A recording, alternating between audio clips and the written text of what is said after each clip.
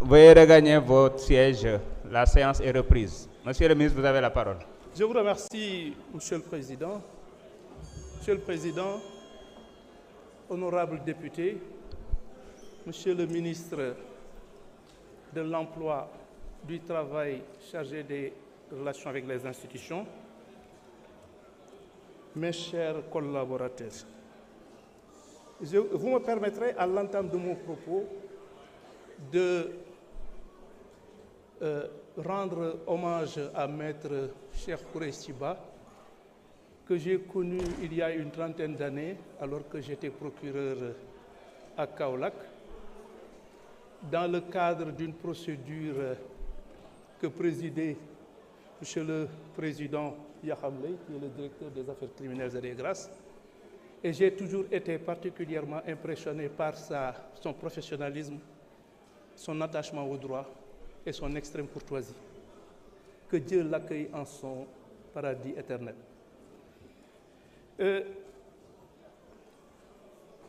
Le projet de loi, en fait, la proposition de loi qui est aujourd'hui soumise à votre appréciation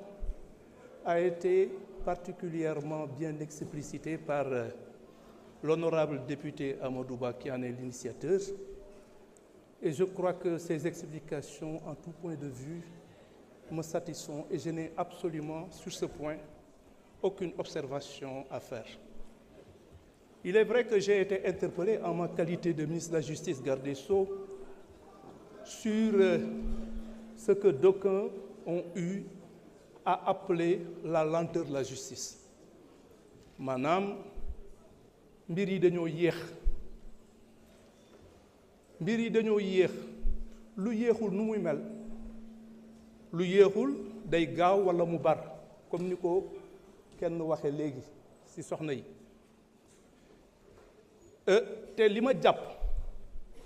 te ma nekk koo xamee ni kii daanaka sama àdduna yëpp ci justice laa ko def parce que maa ngi nekk actuellement bi may dugg à l'école de magistrature il y a maintenant 38 ans et li ma jàpp moom mooy atte yoon dëppoowul ak gaaw walla bar atte day teey day dal suñu bëggee li tax mu jóg mu aw yoon je ne comprends pas du tout en toute objectivité ces observations, pour ne pas dire ces critiques. C'est comme si finalement ce qui évidemment semble intéresser les gens, c'est moins la bonne marche de la justice que l'arrestation et la poursuite de certaines personnes qui ont été citées. Maanaam li yitteel nit ñi dafa mel ni daal du atte bu aw yoon ndax soo bëggee atte bu aw yoon da nga koy jaarale yoon dafa am ay fànn ak ay charte yoo xamee ni waroo ko wàcc te it soo demee ba nga xamee ni nit ñi daf leen yitteel lool maanaam askan bi atte bi daf leen yitteel lool nga bëgg a gaawtu ba yàqule ndax lii wolof di wax yàkkamti ak gaawtu suñu juree doom réccu am ca yoon ba nga xamee ni li ñu amal yitte mooy lan mbir mi na aw yoon nit ñi def ko ci seen teeyaayu bakkan ndax li ci ëpp solo moom mooy fa ñu jëm du dañoo yàkkamti jàpp diw walla topp diw walla lijjanti diw li ñu yitteel moom mooy yoon dox na mu war a doxe mbir mi aw yoon it suñu xoolaatee lii nit ñi di fàtte moom mooy daanaka liggéey bi mënuñu ko woon tàmbali donte tëraluñu le pôle judiciaire financier maanaam moom mooy ëttu àttekat bi nga xamee ni moom moo yelloo saytu li nga xamee ni lii moom moo ñu yitteel ci mbirum àtte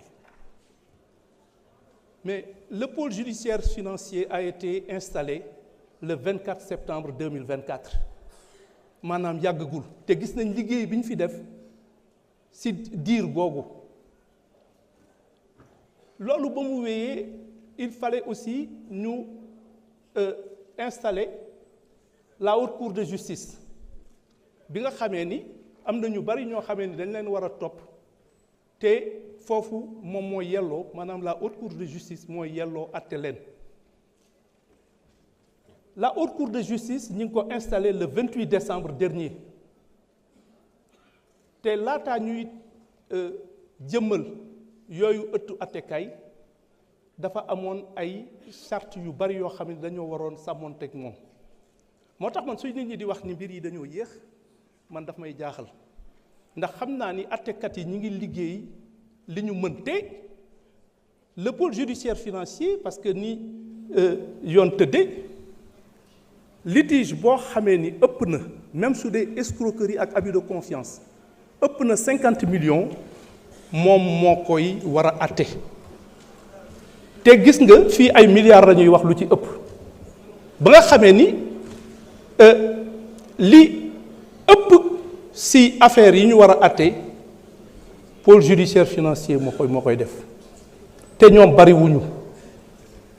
am na dossier yu baree bari ñi ngeeki moom ñi ngi ciy gaawtu ñi ngi ciy ànd nañu xarañteef bu am solo ak yéene bu am solo waaye dafa nekk dossier yoo xam bari na bari waay boo xamee ni bii du yëpp ngay mën a songandoo ndax amuñu attekat yu ni toll moo tax li ma bëggoon et je tiens à le dire de la façon la plus solennelle et je rends un vibrant hommage aux magistrats qui jusqu'à présent abattent un travail remarquable en toute indépendance et dans un professionnalisme qui ne laisse place à aucun doute. Et je crois que, compte tenu justement de mon expérience dans la justice, en tout cas de l'expérience qu'on me crédite, que je me permette, dans la précipitation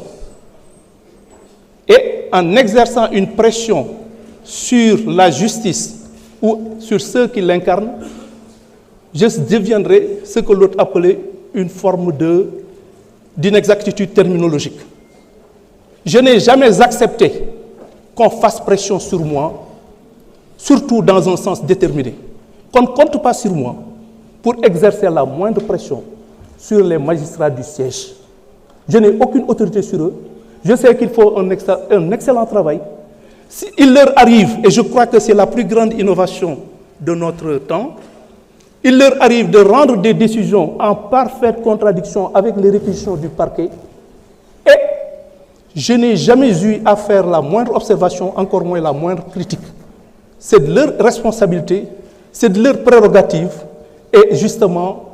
le seul moyen qui s'offre à nous, je veux dire à mes services du parquet, c'est de faire usage des voies de recours qui leur sont reconnues par la loi. Et je suis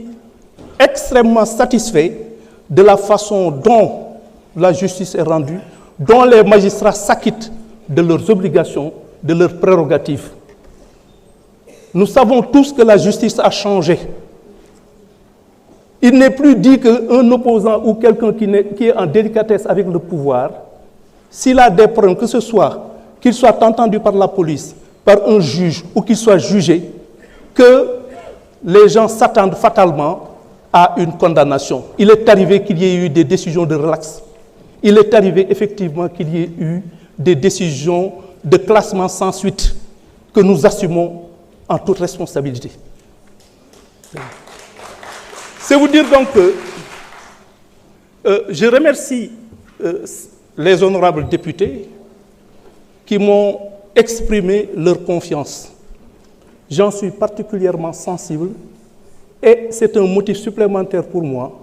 de faire en sorte que leur espoir, que leur confiance ne soit pas déçue. am na ci yéen ñoo xamee ni ñi donte am na ñuy ŋàññi ni justice di doxe ñoom biral nañ seen kóolute si ni justice di doxe ak si ni ma ko téye loolu su fekkee ni gor nga doy na sas te sas nañ ñu mais li ma leen xamal moom mooy su yéexee itam te jàpp ma ni dafa yéex mbir mi dinañ ko doxale ni mu ware ñi nga xamee ni incha allah ñi nga xamee ni dañu war a. Merci beaucoup. Je vous remercie.